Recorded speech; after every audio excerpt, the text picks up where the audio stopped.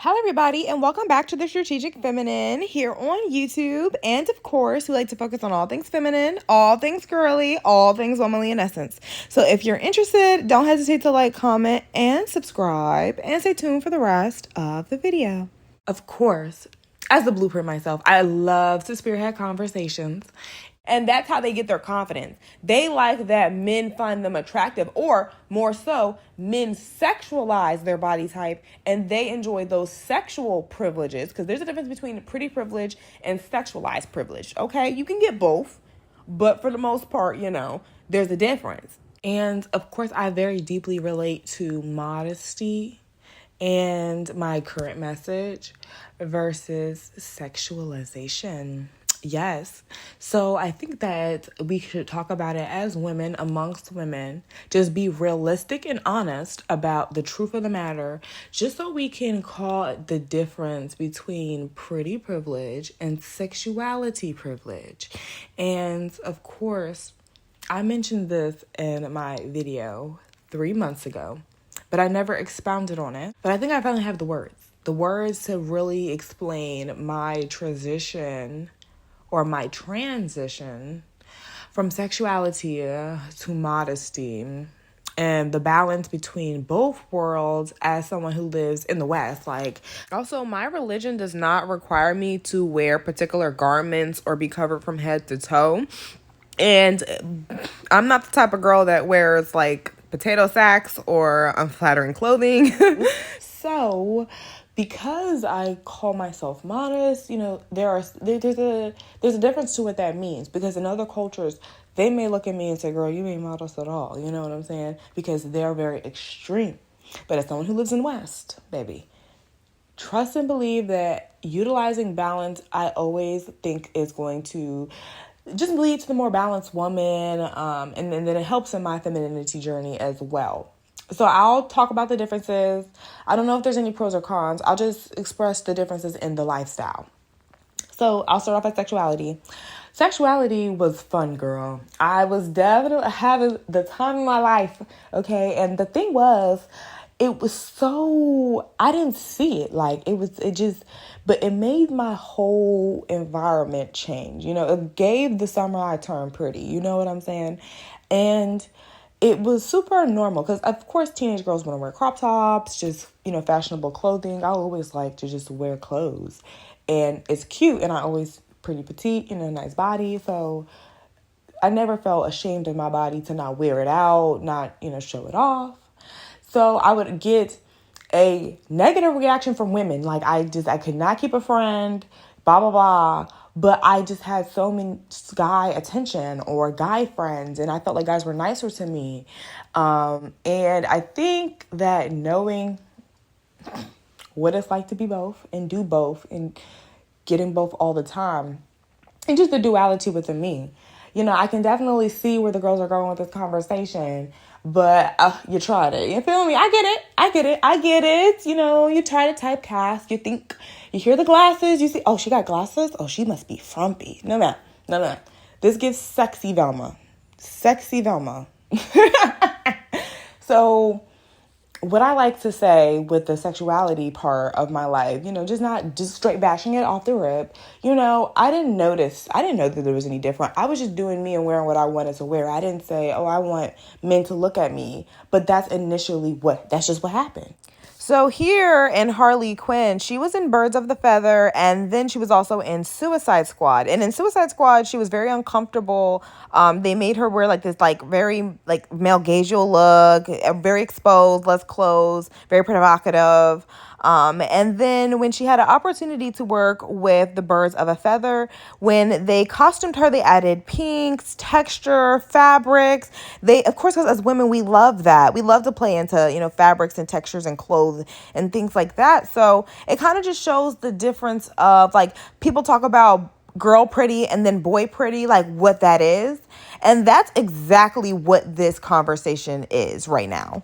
male gaze. For those unaware, the male gaze is defined as a masculine, heterosexual perspective that presents women as objects for the pleasure of the male viewer. We can see the male gaze presented in the film through lingering shots of Harley's body, nonsensical sexual behavior, and her revealing clothing. Margot Robbie herself expressed discomfort over the clothing choices in the film, revealing in an interview with the New York Times that she didn't enjoy wearing the costumes and even felt self-conscious about it. But after their breakup, we see a stark shift in her clothing. In Birds of Prey, Harley's style is a touch off-kilter, more kooky and creative than outright sexy and trendy. There's a lot of glitter and sequins as well as bright neon colors like pink and yellow. She still retains the gold, blue, and red color scheme we saw previously, as well as the frequent heart, star, stripes, and diamond motifs. So that kind of explains how like the male director of Suicide Squad portrayed Harley Quinn differently than the woman director portrayed Harley Quinn. It just shows how the male gaze is different from the female gaze, and then when you choose to live for one or the other, how it shows up tangibly in real life, like how this looks on the average person. So Billie Eilish has been very protective of her body her entire career. She's been she's covered it up.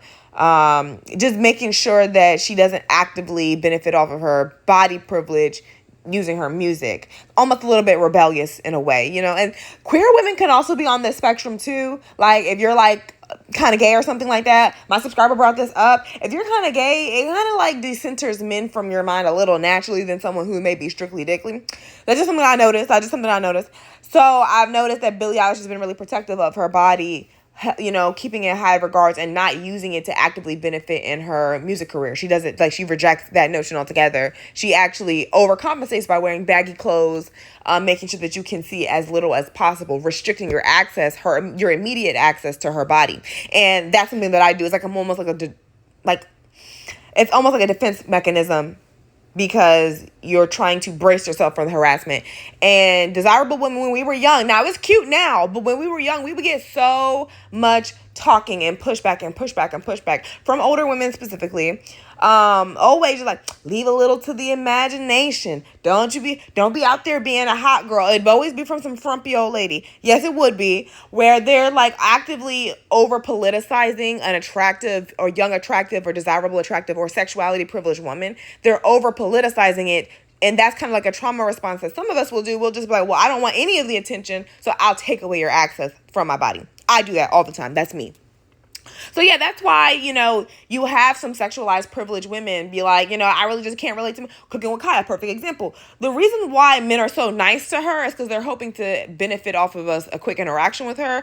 And the reason why she doesn't get that same feeling around women is because women aren't actively like performing to be around her. So she I saw this one, it was just on her TikTok or her story where this man just backflipped to impress her. Like, that's the things that men will do in the face of attractive women. So we seem out of touch because it's like, no, these men are performing. The way that they treat undesirable or frumpy women or women that they don't consider attractive, they don't do that in front of pretty privileged women or sexualized privileged women. One or the other or both. They don't do that in front of them. And they also are just not telling attractive women how they feel about their mentality. Okay, so with ugly women, they're always kind of attacking, or if you're not considered ugly, they just consider you conventionally unattractive, right? With them, they're always going to attack their mindset and their motives for things. And that still comes for all women, but it comes at a later stage, right? So a lot of times what you'll see women do to humble women who benefit from these pretty privileges and sexualized privileges when something goes bad, they'll say, oh, well, you thought you had somebody different. You got the same man that I did, because they're blaming the woman for prolonging or delaying his abuse in order to benefit from her perceived privileges. They're blaming the woman for that. So instead of saying, oh, this man is changing his mentality or his treatment towards us, depending on what he views as attractive, they're making it seem like the woman is almost like a little naive for thinking or believing this man's prolonged switch up in performance, right? So that's why you'll get like a lot of clashing. And then as far as the modesty women, because we've been talking the good girl complex, we talked about all of that on YouTube and then otherwise. A lot of why women who consider like modesty women who like attack women who are sexualized is because they are scared of that competition. Because yes, we understand that men, they're still going to be attracted to a hypersexual look, right? But that still doesn't make, like, they're attracted to that look and they're attracted to that quite naturally. And that does make the women who like fight on this modesty train, that does make them jealous. And that's why there is a smear campaign. especially when it is male identified.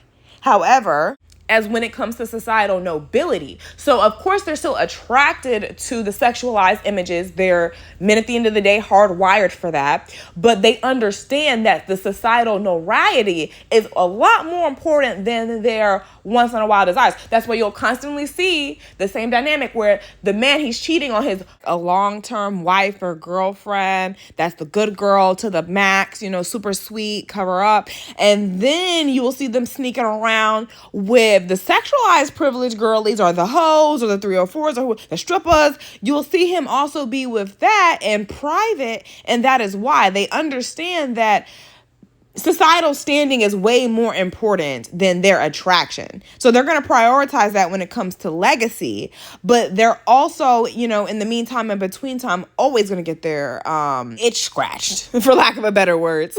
So coming from a girl who's done both, is both, will forever use balance as far as my femininity.